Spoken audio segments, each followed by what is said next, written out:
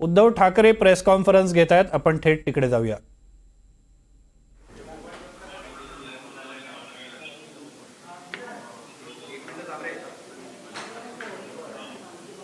Ready पक्षपाती police सांगतो. हो हो माहीम धारावी, माहीम कोळीवाडा धारावी, माहीम आणि मग तिकडनं बघू पुढे. तिकडनं आणखीन पुढे.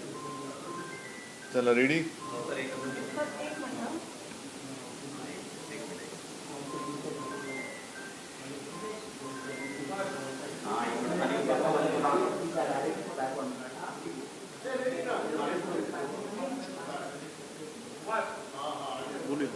चला सुरू करूया. चला ठीक आहे, येतो आवाज. हे काय लावलं तर उद्धव ठाकरे यांच्या पत्रकार परिषदेला सुरुवात झालेली आहे. ते काय बोलतात याकडे सगळ्यांचं लक्ष आहे. पत्रकार परिषदेला सुरुवात झाली. आपण थेट आपण तिकडे अशा जाऊया. वेळेला भेटतोय की महाराष्ट्रातला मतदानाचा शेवटचा टप्पा आता 1-1.5 तासामध्ये थांबेल. संपूर्ण दिवसभर सकाळपासून मी विविध क्षेत्रातून माहिती घेतो आहे. मतदारांमध्ये उत्साह खूप आहे. निवडणूक आयोगाकडनं प्रत्येकाला 10-10, 12-12, 15-15 मेसेज जात आहेत. मतदान करा, मतदान करा, मतदान करा. त्याप्रमाणे मतदार हे उतरलेले दिसत आहेत. खूप गर्दी दिसते. परंतु निवडणूक आयोग हा पक्षपातीपणा करतोय असं स्पष्ट दिसतंय. मतदारांमध्ये उत्साह आहे, पण निवडणूक आयोगाचे जे तथाकथित प्रतिनिधी मतदान केंद्रात बसलेत त्यांच्याकडनं खूप दिरंगाई केली जाते. विशिष्ट वस्त्या तिथे नावं 2दा 3दा 4दा तपासली जात आहेत. एकतर मतदार जे ज्येष्ठ मतदार आहेत त्यांना खूप त्रास झालेला आहे आजच्या या उन्हाळ्याच्या दिवसामध्ये, आणि इतरही मतदारांना, मग त्याच्यामध्ये महिलासुद्धा आहेत. कुठे कसलीही सोय ठेवलेली नाही, पिण्याचं पाणी नाही, काही नाही. तरी देखील मतदार रांगा लावून उभे आहेत. आणि हे रांगा लावून उभे असलेले मतदार जेव्हा आतमध्ये जातात तेव्हा त्यांना खूप वेळ लागतोय. आणि मला असं वाटतं मोदी सरकार त्यांच्या पराभवाच्या भीतीने निवडणूक आयोगाचा वापर, मी मुद्दामून सांगतो की घरगड्यासारखा करतोय, पक्षपातीपणा करतो आहे. दप्तर दिरंगाई ज्याला म्हणतात तशी दिरंगाई ही मतं नोंदवताना केली जाते. याच्याबद्दल मी तमाम नागरिकांना आवाहन करतोय की आता थोडा वेळ जरी राहिला असला तरी तुमच्या मतदानाच्या अधिकारापासून वंचित राहू नका. आपण मतदान केंद्रामध्ये जाऊन उभे राहा. आणि जे निवडणूक आयोगाचे प्रतिनिधी आहेत त्यांना आज किती वाजले, अगदी पहाटे 5-6 जरी वाजले तरी सोडू नका. तुमचं मतदानाचा हक्क बजावल्याशिवाय बाहेर पडू नका. आणि आपल्या माध्यमातून मी पोलिंग एजंटना पण सांगतोय, निवडणुकीला जे मतदार जात आहेत मतदानासाठी त्यांनाही सांगतोय की अशी कुठल्याही मतदान क्षेत्रामध्ये जी केंद्र आहेत जिथे तुम्हाला मुद्दामून उशीर केला जातोय त्याची नोंद ताबडतोब तिथल्या शिवसेना शाखेत करा, की जेणेकरून, आणि जसं आपण मतदानाला गेल्यानंतर आपला एक तो ID बघितला जातो, तसं मी तर म्हणेन त्या निवडणूक प्रतिनिधींची नावंसुद्धा तुम्ही विचारा, की जेणेकरून उद्या आपल्याला त्यांच्याबद्दल न्यायालयात दाद मागता येईल. आणि उद्या ही माझ्याकडे सगळी नावं आलीच सगळी, तर मी तर म्हणेन की प्रेस घेऊन त्यांची नावानिशी स्थळानिशी मी माहितीच जाहीर करून टाकेन. तर पुन्हा एकदा नागरिकांना सांगतोय की कृपा करून हा जो सगळा डाव आहे मोदी सरकारचा, की जेणेकरून तुम्ही मतदानाला उतरू नये, त्यांच्या विरोधातलं मतदान कमी कसं होईल ते बघतायत. आणि त्या डावाला बळी न पडता तुम्ही जाऊन मतदान केंद्रामध्ये उभे राहा. कोणत्याही परिस्थितीत जी लोक तिथे उभी असतील त्यांना मतदान पूर्ण केल्याशिवाय मतदान बंद होऊ शकत नाही. अगदी पहाटेचे 5 वाजले, मी तर म्हणतो मुद्दामून वाजवाच. ज्यांना जे तिकडे निवडणूक अधिकारी किंवा प्रतिनिधी तिथे तुम्हाला विलंब लावत आहेत, कारण नसताना तुम्हाला छळतायत, तुमची ID, तुमची नावं, तुमचं सगळं ओळखपत्र ह्याच्यावरनं जो काही वेळ काढतायत, ते तुमचं मतदान केल्याशिवाय त्यांना मतदान केंद्राच्या बाहेर पडू देऊ नका. जिथे जिथे अगदी स्पष्ट बोलायचं झालं तर जिथे आम्हाला मतदान अधिक होतं त्या भागामध्ये हे आम्हाला तक्रारी मिळत आहेत. अनेक वस्त्या आहेत, त्या वस्त्यांची नावं आली आज माझ्याकडे, तर मी उद्या प्रेसमध्ये जाहीर करेन. आणि म्हणून सांगतोय की तिथे मतदान केंद्रात जे निवडणूक प्रतिनिधी आहेत त्यांची सुद्धा नावं विचारा, कारण तो आपला अधिकार आहे. जेव्हा ते आपले इलेक्शन ID विचारतात तेव्हा त्यांची सुद्धा ID तुम्ही विचारली पाहिजेत आणि त्यांची नावं नोंदवा.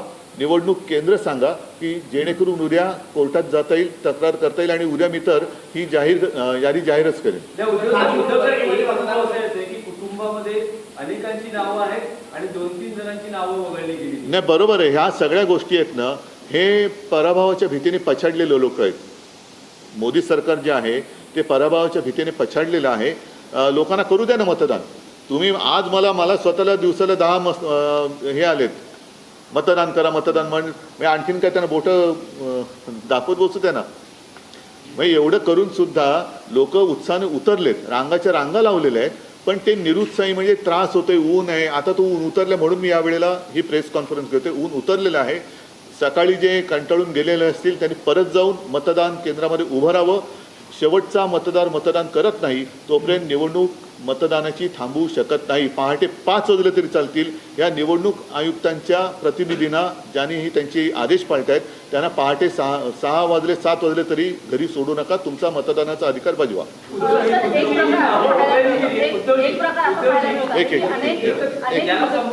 बरं, एक नावं वगळली गेली आहे. तुम्हाला काही राजकीय कटाचा संशय येतो आहे का? नाही, याच्याबद्दल नावं वगळली जाणं हा त्यांचा आवडता खेळ आहे. काही ठिकाणी बोगस पण घुसवले असं कळलंय, पण त्याच्यावरती मी आत्ता काही बोलणं योग्य नाही. तूर्त जो विलंब लावला जातोय, आतमध्ये गेल्यानंतर तुमचं नाव काय, तुमच्या भावाचं नाव काय, अरे दिले ना निवडणूक ID, ते दिलेलं आहे. मग फोन आत नेऊ नका. मग तुम्ही मतदान करा जेव्हा सांगता तेव्हा तुम्ही सांगायला पाहिजे ना की काय काय घेऊन यायला पाहिजे. मोबाईल आणू नका, अमुक करू नका. फक्त बसल्या जागी तुम्ही बाजीरावपणा कशाला करताय?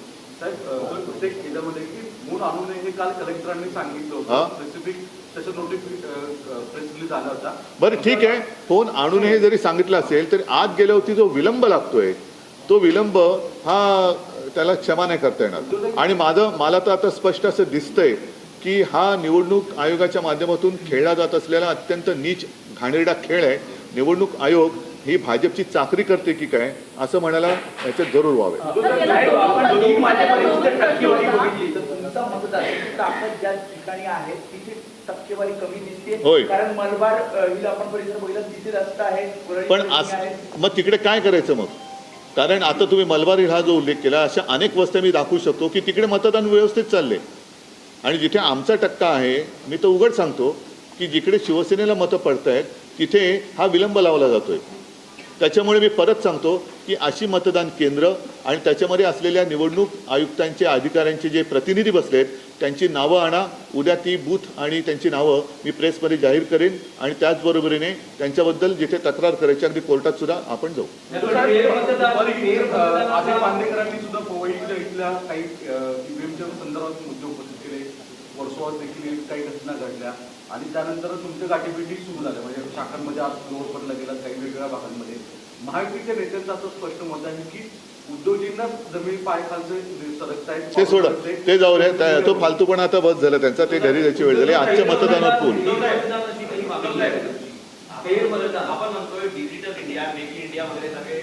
ते जाऊ द्या. आत्ता माझा हाच मुद्दा आहे की जो विलंब लावला जातोय, चाहे तो मैं हिंदी में भी बात करता हूँ. सुबह से मैं देखते आ रहा हूँ कि कई जगह पर मतदाता भारी संख्या से वोट देने के लिए उतरे हुए हैं, लेकिन असुविधा के कारण उनको वापस जाना पड़ रहा है. साथ ही साथ उनको अंदर देर लगाई जा रही है. क्यों? ताकि वो वोट ना करें. तो मैं सारे मतदाताओं को एक रिक्वेस्ट करता हूँ, विनती करता हूँ कि चाहे सुबह के 5 भी बज जाए, लेकिन आज जब तक समय दिया हुआ है उसके पहले आप मतदान केंद्र में जाइए. अगर सुबह कुछ भी असुविधा के कारण आप घर लौटे हो तो वापस जाइए. और कल सुबह 5 भी बज जाए, 6 भी बज जाए, कोई भी वहाँ से हिलेगा नहीं. आपको वोट करने का अधिकार है और आप वोट देने के बिना वो जो केंद्र है वो बंद नहीं हो सकता.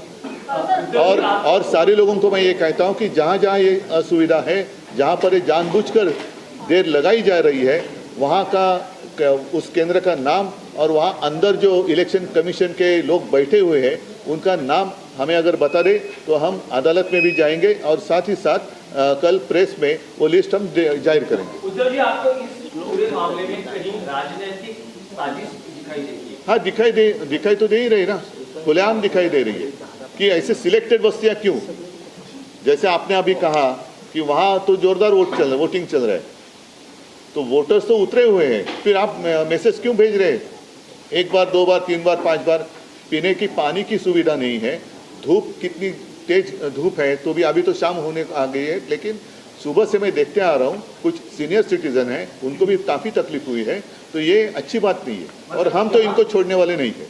मतलब जहां आपका गढ़ है, जहां आपकी ताकत है, वहीं ऐसे मामले दिखाई दे रहे हैं। ऐसे अभी तो दिखाई दे रहा है और वहीं पर ज़्यादा दिखाई दे रहा है। सगळीकडे छोटे साई लोकसभा मतदारसंघात मुंबईला बोलताय. मी आता साई लोकसभा मतदारसंघ, त्याचबरोबर कल्याण, डोंबिवली सगळीकडे विचारपूस करतोय, पण विशेषतः मला मुंबईमध्ये हे प्रकार जास्त दिसत आहेत.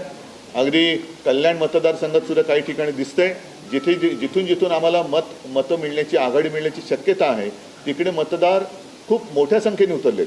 मी दुपारपर्यंत सगळ्यांचे मला मेसेज येत होते जे राजकारणाशी संबंधित नाही, की उद्धवजी आम्ही मतदान केलेलं आहे, उद्धवजी आम्ही मतदान केलेलं. नंतर अचानक यायला लागले की आम्ही खूप वेळ थांबून शेवटी निराश होऊन परत गेलेलो आहोत. आम्हाला एकदा, दोनदा, तीनदा आमची आयडेंटिटी विचारली गेली, आतमध्ये खूप विलंब लावला जातोय. तर हा विलंब हा काही योग्य नाही आहे. आणि नाही असं नाही, असे थांबू शकत नाही, त्यांना बाहेरच नाही पडू देणार, असं होत नाही. जोपर्यंत मग रात्री 10 वाजले तरी, ग्रामीण भागात वाजलेत, पण मी तर म्हणतो असा जर विलंब लावला तर उद्या पहाटे सूर्योदय झाला तरी देखील मतदान होत नाही पूर्ण, तोपर्यंत हे बाहेर पडू शकणार नाही. चला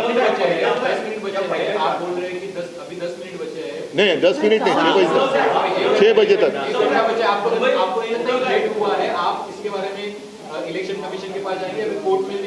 नहीं, सुनो, पहली बात तो है कि 1 घंटा बाकी है और हर एक के घर के नज़दीक मतदान केंद्र हैं और काफ़ी सारे लोग जो निराश होकर लौट गए होंगे, गुस्सा होकर लौट गए होंगे, उनको मैं आह्वान कर रहा हूँ, विनती कर रहा हूँ कि कृपा कर आप वापस लौटिए, मतदान केंद्र पर जाइए. जब तक आपको वोट दिया नहीं जाता तब तक वो केंद्र बंद हो नहीं सकता.